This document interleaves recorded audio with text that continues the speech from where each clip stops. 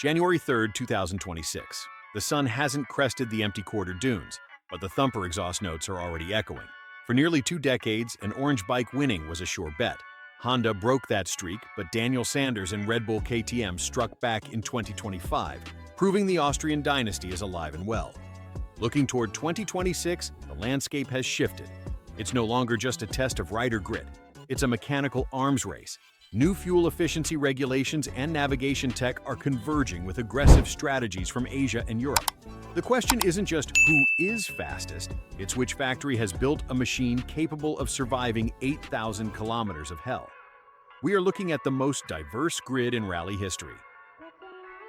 Let's start right at the top of the food chain. You can't talk about Dakar 2026 without addressing the current kings of the desert, Honda. The Monster Energy Honda team is hungry. They secured 2nd and 3rd place in 2025, but the title slipped back to Austria. Now they are retooling for total war. Their weapon of choice is the CRF 450 Rally, and they are determined to take back the #1 plate. The CRF 450 Rally utilizes a rigid aluminum twin-tube frame derived from motocross, designed to keep the bike straight when hitting hidden rocks at high speed. Power comes from a bulletproof, liquid-cooled DOHC 449.4 cubic centimeters single-cylinder engine mated to a 6-speed transmission. But here is where it gets interesting for 2026. There are whispers in the bivouac about the Honda Concept 2026. We aren't just talking about a refined engine map. Industry rumors suggest Honda is testing active aerodynamics, fairings that adjust to create downforce in the dunes or reduce drag on the liaisons. There is also talk of hybrid assistance to meet upcoming emission regulations, using a small electric boost for low-end torque in the deep fesh sand. With a rider lineup that includes 2025 runner-up Tasha Sharina, the consistent American Ricky Brabeck, and 3rd-place finisher Adrian Van Beveren, Honda has the data and the durability to stay on top. They have built a tank that handles like a dirt bike, and right now, it's the bike to beat. Standing directly in their path is the Pure Mobility Group. You know them as the Orange Army, but effectively, KTM, Husqvarna, and GasGas are all fielding variants of the same platform. For 18 years, they were untouchable, and thanks to Daniel Sanders' 2025 victory, they are back on the throne. Their weapon is the KTM 450 Rally Factory replica, and chemically, it is a very different animal from the Honda. While Japan favors rigid aluminum, Austria sticks to a chromium molybdenum steel trellis frame. This offers more flex and feedback, proving more forgiving over long, exhausting days. The suspension is the legendary WP X-Acti Pro with cone valve technology, providing 300 millimeters of travel to soak up massive desert drop-offs. The strategy is strength in numbers. By fielding bikes under 3 brands, they gather triple the data. You have the reigning champion Daniel Sanders leading the charge, supported by the Benavides brothers, Kevin usually on the orange KTM and Luciano often representing the white and blue of Husqvarna, attacking from different angles. The GasGas entry adds another layer of pressure. However, the KTM group has a massive hurdle to clear for 2026: reliability. In the last few editions, we've seen top-tier KTM engines let go in spectacular fashion. The push for more horsepower to match Honda's top-end speed seemed to compromise the longevity of their 450 cubic centimeter SOHC engines. For 2026, the factory in Mattighofen has been working overtime on durability. They don't need to be faster, they are already fast enough. They just need the bike to stay together for 2 weeks. The steel trellis frame is iconic, and the WP suspension is arguably the best in the business. But if the engine cases crack on stage 6, none of that matters. They are betting that their refined 2026 platform has solved these gremlins, allowing the Benavides brothers to take the fight back to Honda without worrying about a DNF. While the Japanese and Austrian giants trade blows at the front, a second wave of manufacturers has quietly closed the performance gap. These aren't just participation entries anymore. They are legitimate stage hunters that have forced the big teams to look over their shoulders. The most aggressive of these is Hero Motorsports. 5 years ago, Hero was a mid-pack finisher. That narrative has been rewritten. Operating with German engineering influence, the Indian manufacturer has developed the Hero 450 Rally into a missile. Unlike nimble competitors, the Hero 450 is built for incredible top-end stability on fast, open pistes, designed to sit at high RPMs for hours without vibrating the rider to pieces. The catalyst for this transformation is Ross Branch. The Kalahari Ferrari didn't just bring speed to the team, he brought a development mindset that pushed the bike into podium contention. Branch rides with a loose, aggressive style that demands a lot from the chassis, and the fact that the Hero can now withstand his punishment is proof of its evolution. For 2026, the focus has shifted from raw power to refining the weight distribution. The bike used to feel top-heavy when the tanks were full, but recent iterations have lowered that center of gravity, making it far more dangerous in the technical dunes where it previously struggled against the KTMs. On the other side of this midfield battle is the French factory, Sherco. Their approach is philosophically different from Hero. Sherco is an enduro company at its heart, and you can feel that DNA in the Sherco 450 SEF rally.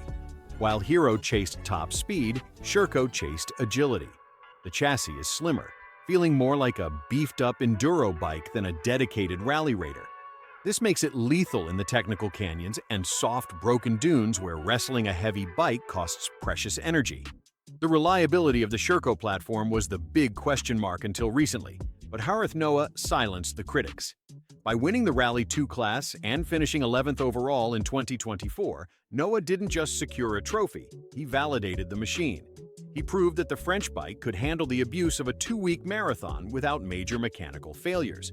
For 2026, Sherco is doubling down on this rider-friendly concept, betting that a less fatigued rider is faster than a more powerful bike. We also have to look at this machinery through the eyes of the privateer, specifically in the Original by Motul class, the Male Moto category where riders have no assistance. Take a rider like Josep Pedro Subirats. He is entering the 2026 edition on a Husqvarna 450 rally replica. For a rider in this class, the bike choice is a game of Russian roulette. If a factory KTM blows a gasket, a mechanic swaps the engine in an hour. If Subirats' bike fails, his race is over. The fact that privateers are still choosing the Austrian platform despite recent factory reliability issues speaks volumes about the availability of parts and the sheer performance of that steel trellis frame. However, the gap is shrinking. Privateers are watching the durability of Hero and Sherco closely. The threat isn't just coming from these established midfield brands anymore. It's coming from a new manufacturing superpower that is about to flood the bivouac. If the establishment is defined by Austrian steel and Japanese aluminum, the disruption is coming from a completely different direction. China. Kove Moto has done in 3 years what other manufacturers couldn't do in 20. They haven't just entered the Dakar, they have democratized it. Before the Kove 450 rally arrived, if you wanted a competitive rally bike, you had 2 choices. Spend 30,000 euros on a KTM replica that you might not even be able to buy because they only make 80 a year, or build a Frankenstein bike in your garage. Kove changed the math entirely. The Kove 450 rally represents a strategy of high volume and rapid iteration. Their 2026 Challenger is the result of a test-in-public philosophy that is terrifying to traditional manufacturers. Instead of hiding prototypes at private test tracks, Kove sells their development mules to the public. The bike features a 450 cubic centimeter single-cylinder DOHC engine that produces around 54 horsepower, housed in a steel perimeter frame that mimics the geometry of the class leaders. But the real story is the fuel capacity and weight distribution. With 30 liters of fuel carried low in 3 separate plastic tanks, the bike feels incredibly light when fully loaded, addressing the #1 complaint of privateer riders: fatigue. In 2024, Mason Klein took a Kove to the line, exposing the gap between finishing and racing. When pushed to factory speeds, mechanical issues surfaced, showing the engine struggled at 100% pace. For 2026, Kove has reportedly overhauled the metallurgy of their transmission and top end. They aren't trying to make the bike faster, they are trying to make it bulletproof at redline. They proved the chassis can handle the speed. Now they need the engine to survive the aggression of a top-tier pilot.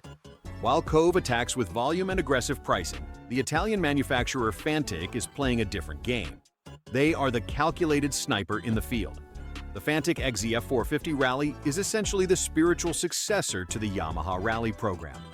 When Yamaha pulled out of the bike category, they left a void that Fantic filled by utilizing the legendary Yamaha WR450F engine and powertrain. This is a critical distinction. While Kove is building their own engines, Fantic is using a power plant that has 2 decades of reliability data behind it. The Fantic chassis is a bespoke Italian aluminum perimeter frame designed for rally stability, but the heart is Japanese. This makes the XEF 450 rally the safest bet for a privateer who wants to finish. It uses the reverse cylinder head design famous in the Yamaha motocross world, centralizing mass and keeping the intake high and exhaust low. The suspension is KYB, offering a plush, progressive feel distinct from the ubiquitous WP components, and the field continues to expand. Rieju, the Spanish manufacturer with deep off-road roots, remains a vital option for privateers.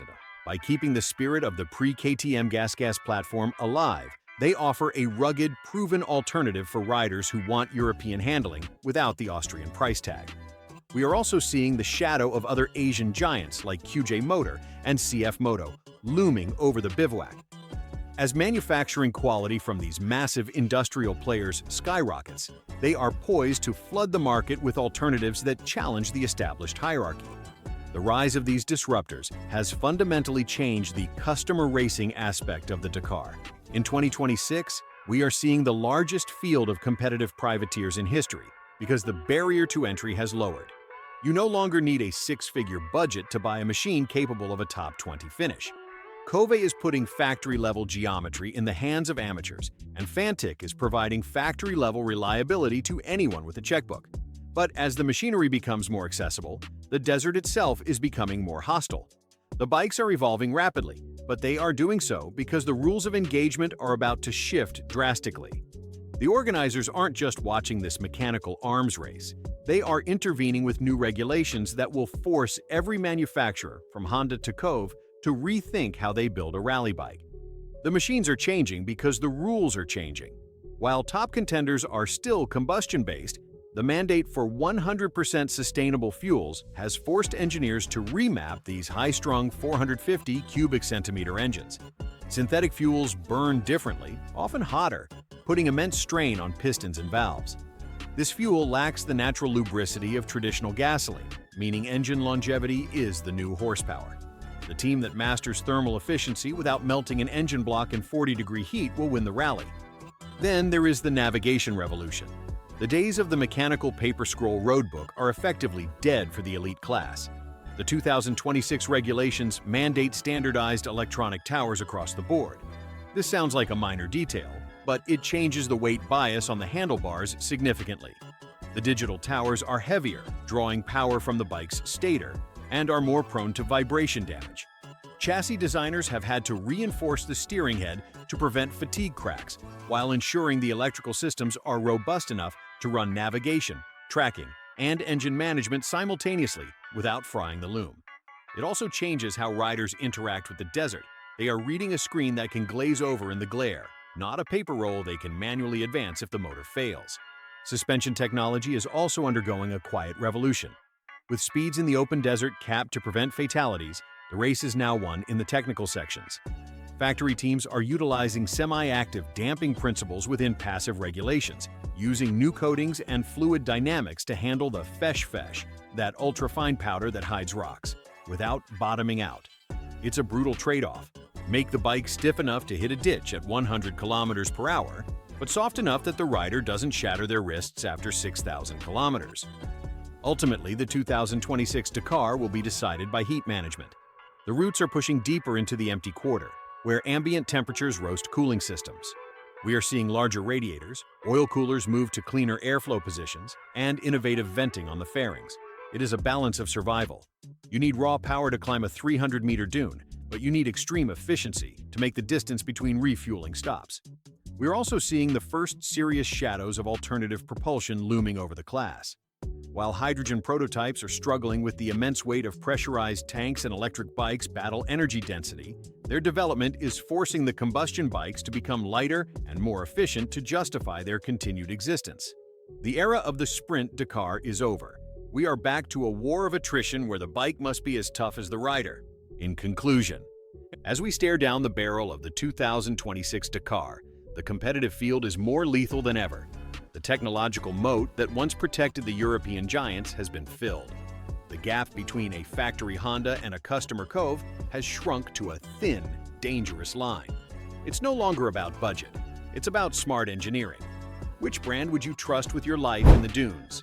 Tell us in the comments. Subscribe for more.